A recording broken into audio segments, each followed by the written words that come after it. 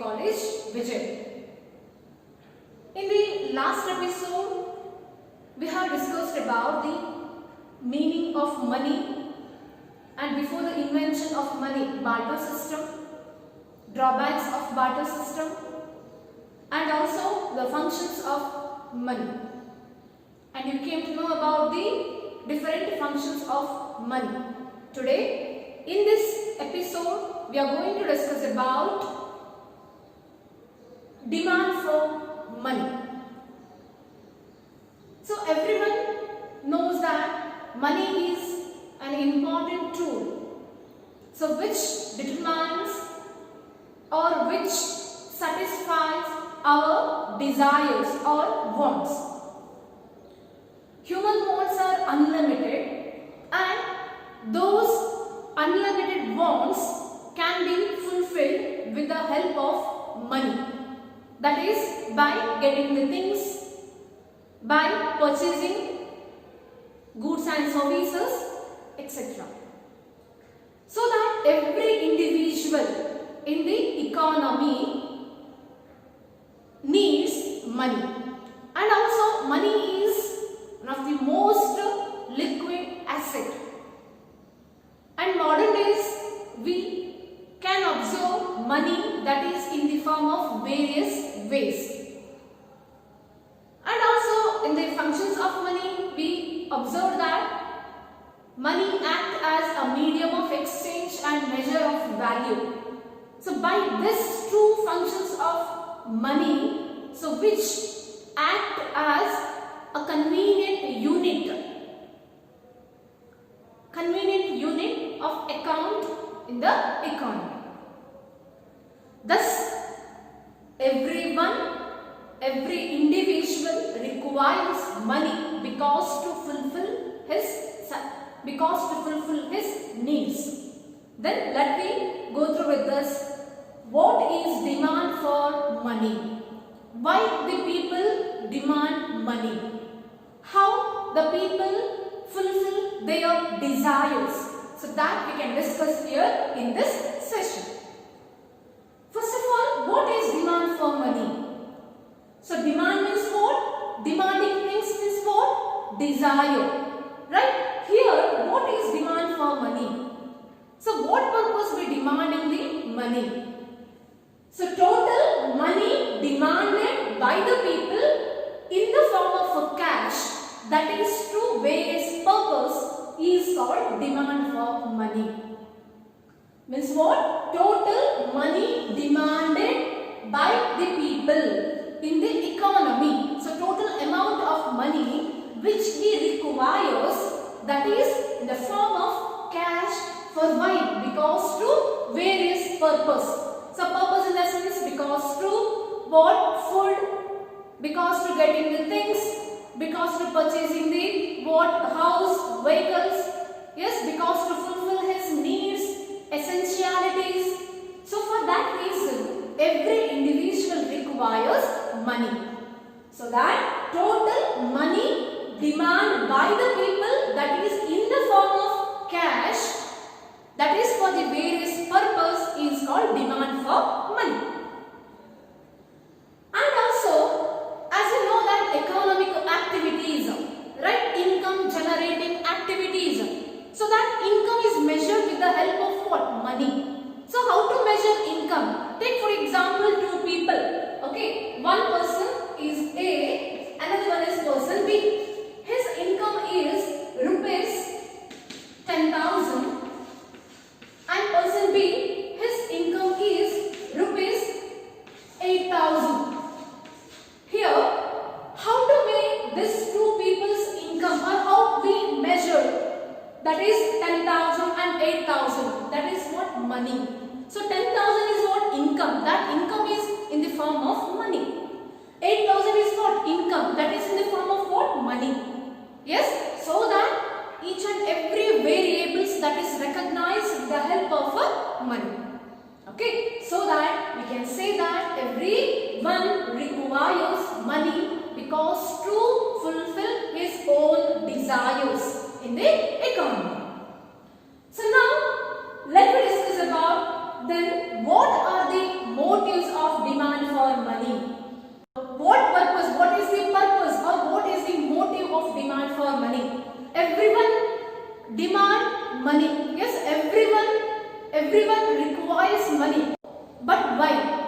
everyone requires money, but why? So that we can discuss here in economy. So we are classified demand for money into three types or three motives. One is transaction motive, second one is precautionary motive, and third one is speculative motive. Motive is purpose. So these are the three motives of demand for money. One is transactionary motive, second one is precautionary motive, and third one is a speculative motive. Now in this here, first we'll discuss about the transaction motive. Then what is transaction motive? So what is transaction? Motive means what purpose? So what purpose? We require money. So that is for day-to-day transaction. So every individual require money because to day-to-day transaction. Take for example, for getting the food, clothing, shelter, etc. So essentially basic necessities, for that also we require money. So that for the day-to-day transaction, daily transaction, so we require money. What is this? What is the purpose of this transaction motive? That is to meet the day-to-day expenditure. So money which requires for the day-to-day expenditure for food, clothes, shelter, etc. Yes? So that holding cash to meet daily transaction is called transactionary motive or transactionary demand for money. So what is transaction motive? That means holding cash to meet daily transaction. Take for example, in your hand, for example, 100 rupees. That is for the daily transaction. Or if it is 500 rupees, 1000 rupees. So each and everyone's requirement is different. Right? So 100, 500 or 1000, whatever. So these what money or these the value of money which is required for your daily transaction. So that remember, so transactionary motive or transactionary demand for money is holding the cash because to meet day-to-day transaction or daily expenditure. So that is called transactionary motive. Thus we can written like this. So transactionary motive, that means MDT is equal to K into T. Thus we can written like this. Transactionary motive of demand for money, that is MDT is equal to K into T. Okay, so means transactionary demand for money, that is equal to K into T. K means positive fraction and T means total value of a transactionary demand for money. So this is what the transaction motive. What is the purpose of the transaction motive? That is to meet the daily expenditure. Okay, take for example, if you want to get chocolates, then require money. Yes, or if you want to go somewhere else, okay, or if you want to go somewhere else, okay, through auto, then you require money, or through buses, then you require money. So that every day in our life we require money. So this is what transactionary motive of demand for money.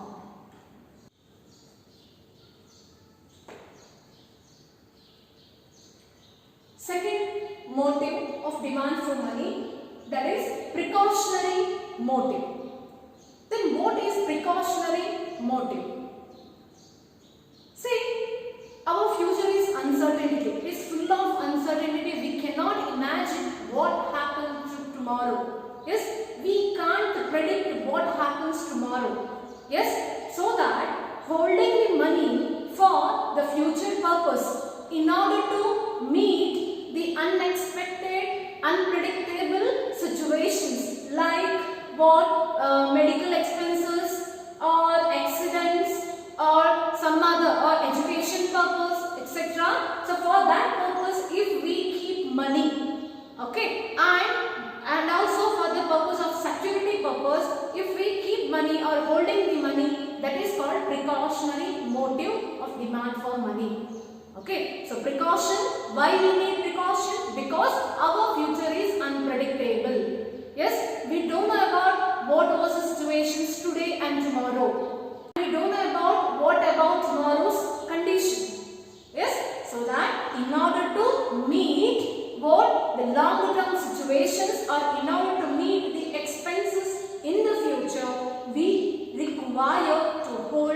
money. That is what? Precautionary motive of demand for money. Thus, we can say that the demand for money for unforeseen expenses. Unforeseen means what? Unpredictable, uncertainty reasons or unforeseen expenses like medical expense, accidents, etc. For that purpose, we need to hold cash or money. So that is called as precautionary motive. Okay, as it is like in transactionary motive, so precautionary motive of money, so that is also positive fraction of income. Positive fraction of its income. Because simply we can say that as income increases, as income rises, then the motive of precaution or the precautionary motive of demand for money, that is also increases. Say as income called by, okay, so as income rises or increases, then the motive of precautionary motive of demand for money, so that is also increases. Okay, that's why it is also what? Positive fraction of income. Okay, thus we can write like this: MDP is equal to F of Y. That means precautionary motive of demand for money, that is equal to F of Y. Means Y means what? Income. F means what? Functional relationship. Here this is what? Precautionary motive of demand for money. So this has functional relationship with the income. So that is the reason it is what? Positive fraction. So remember students, not only for our day-to-day expenses, not only for our daily transactions, we require money, not only for our day-to-day expenses, but also for our unpredictable what situations for future.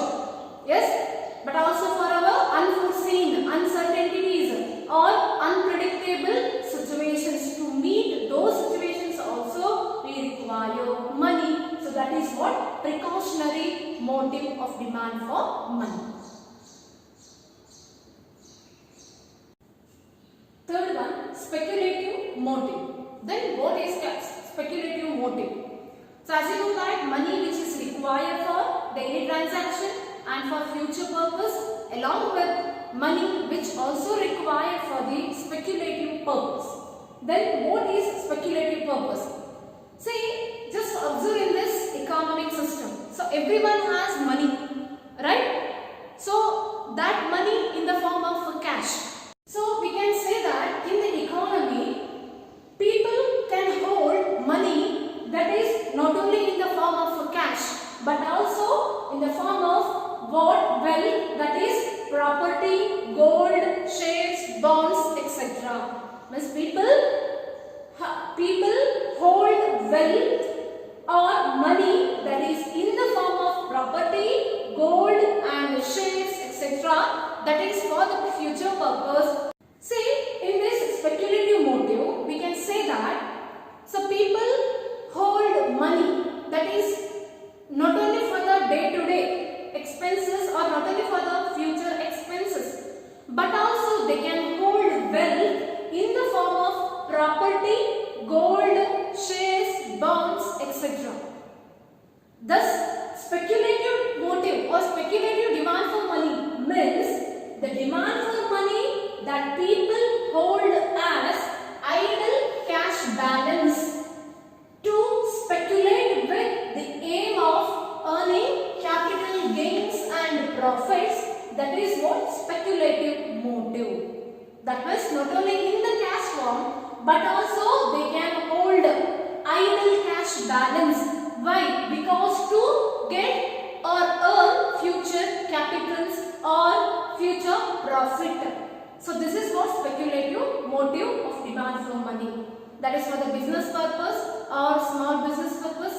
So and so on. So that speculative demand for money is nothing but people hold as idle cash. That is in the form of property, gold, shares, bonds. Okay, and why this people can hold an idle cash form? Because to earning capital gain gains as well as the profit. So this is what the speculative motive of demand for money, and this we can written like this: MDS means speculative demand for money is equal to R maximum minus R minus R minimum. That means R means here market rate of interest. Okay, and R maximum and minimum is upper and lower limit of market rate of interest. That means remember, in this speculative motive, so people hold their property, their wealth. Okay, people hold their wealth, that is in the form of idle cashes, because to gain or attain profit for their property. Okay, so this is what the speculative motive of demand for money.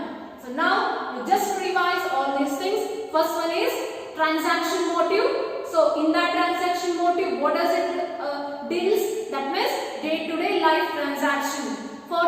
In order to meet daily expenses, in order to meet daily expenditure, we require money to satisfy our desires.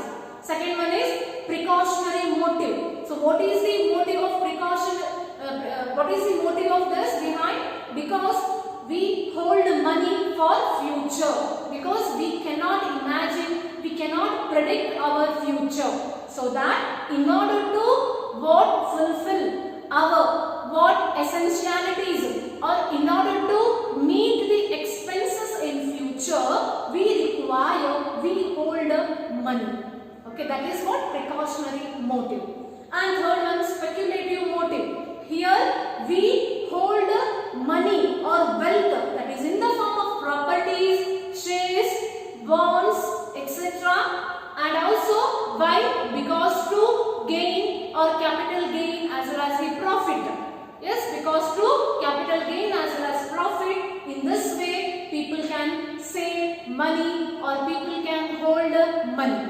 So this is what the motives of demand for money, and this purpose people demanding the money.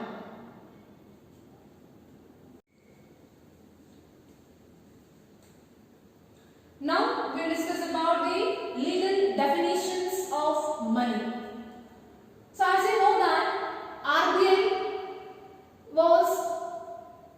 that the role of RBI regarding the money, right, regarding the financial institutions.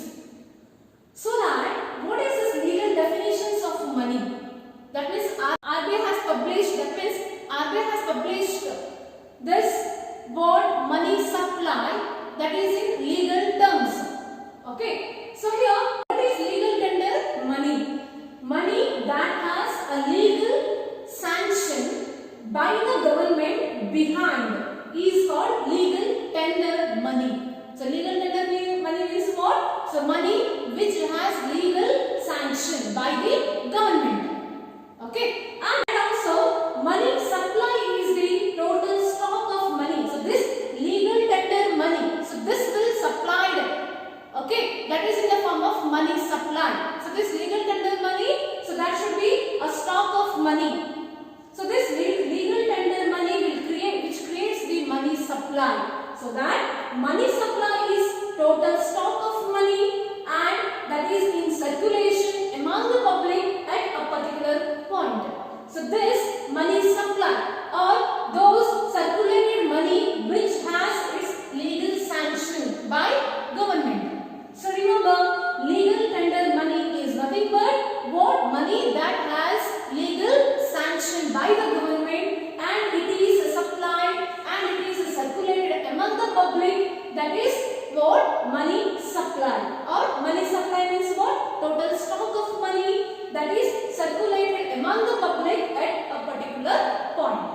Okay, so this is what the legal tender money as well as money supply. Now RBI published, I already said, RBI published, there are 4 measures of money supply.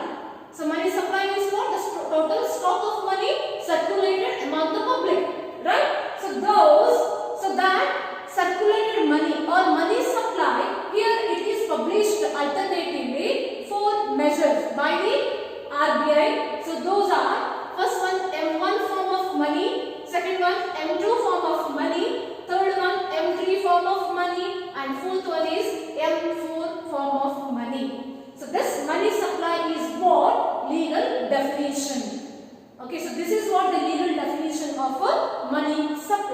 So that is M1 form of money, that means which includes CU plus DD plus OD. Okay, I will explain in detail regarding this. And M2 form of money which includes M1 plus POSBD. And third one, M3 form of money which includes M1 plus TD. And M4 form of money which includes M3 plus TPOD. So these are the four legal definitions of money supply. Now we'll discuss in detail regarding these four what legal definition of money.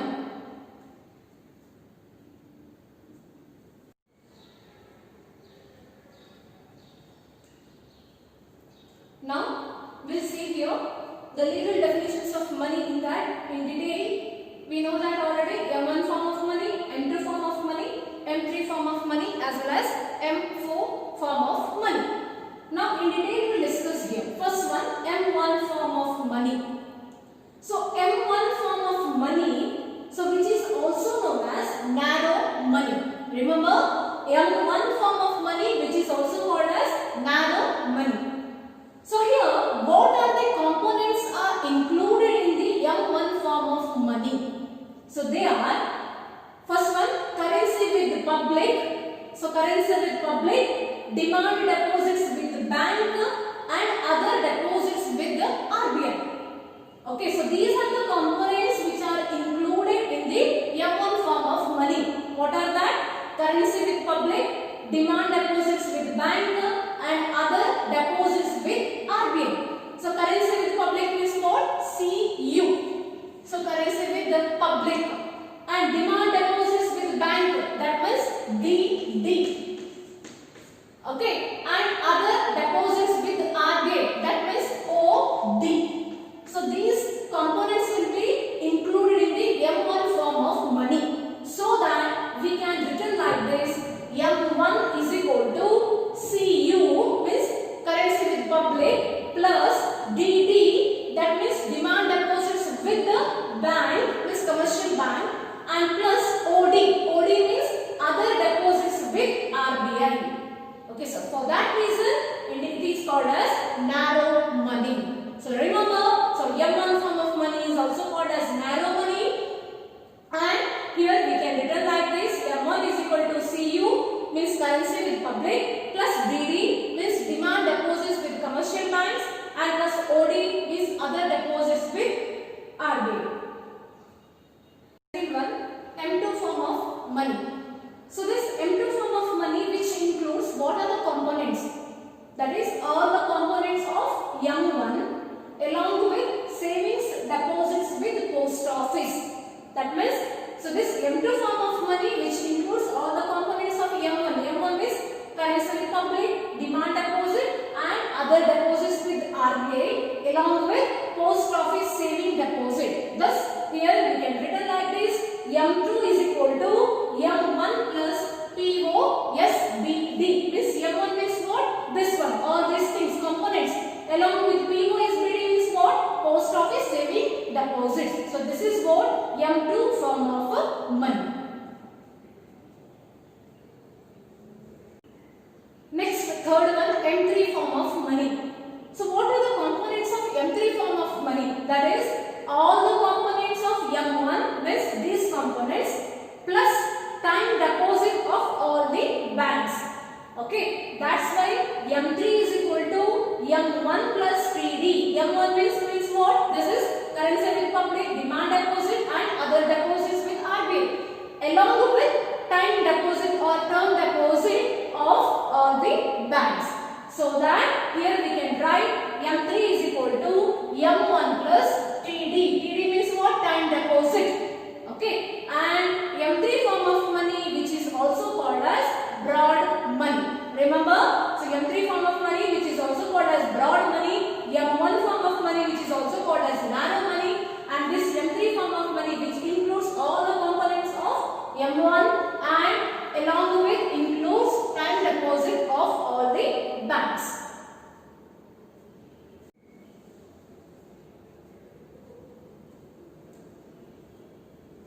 And fourth one, M4 form of money.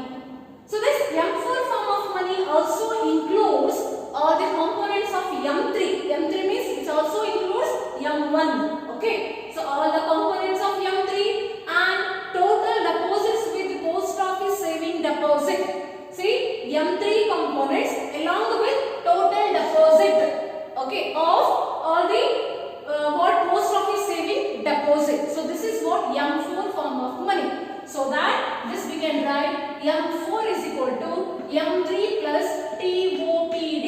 Means M3 means what? This components. TOPD means what? Total deposit with the post office saving deposit. So this is what M4 form of money. So these are the legal definitions of money. Remember, M1 form of money, narrow money, M3 form of money, broad money. All these three form of money also includes the component of M1 form of money, and also here it is M2 form of money. It is additional saving deposit, and in the M3 form of money, additional is a time deposit, and in the M3 form of money, here it is additional is a total deposits with the post office saving deposit. And all the three types of what money, which includes the M1 form of money or the narrow money. So this is what the legal definition of money. Okay students, in the next class we will further continue some more concepts regarding this chapter. Now some of exercise questions from this topic. So question number 1, explain the legal definition of money. Question number 2, what are the demand for money, and explain transactionary and speculatory motive of demand for money. And third one, what is money supply? So these are the questions you need to answer, and also further we'll discuss in next episode. Thank you.